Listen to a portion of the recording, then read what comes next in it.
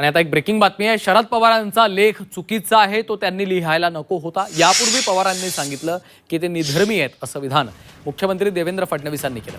वारकरी संप्रदायाबाबत त्यांच्याकडे योग्य माहिती नसावी। मध्यंतरी काही लोक वारकरी संप्रदायात शिरून वेगळा विचार मांडत होते, तिथे त्यांनी काही लोकांना बाहेर काढलं। वारकरी विचारांच्या विरोधात जाऊन जे लोक वारकरी संप्रदायाविरोधात मांडण्याचे विचार करणाऱ्यांची यादी आपल्याकडे असल्याचं त्यांनी म्हटलं।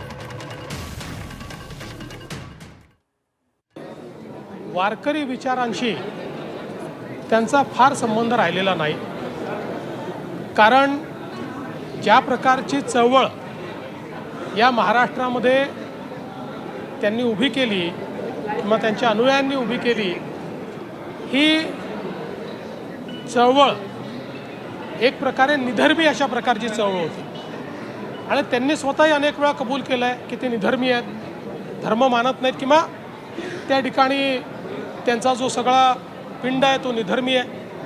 मला असं वाटतं की त्यामुळे वारकरी संप्रदायाच्या संदर्भात त्यांच्याजवळ कदाचित योग्य माहिती नसावी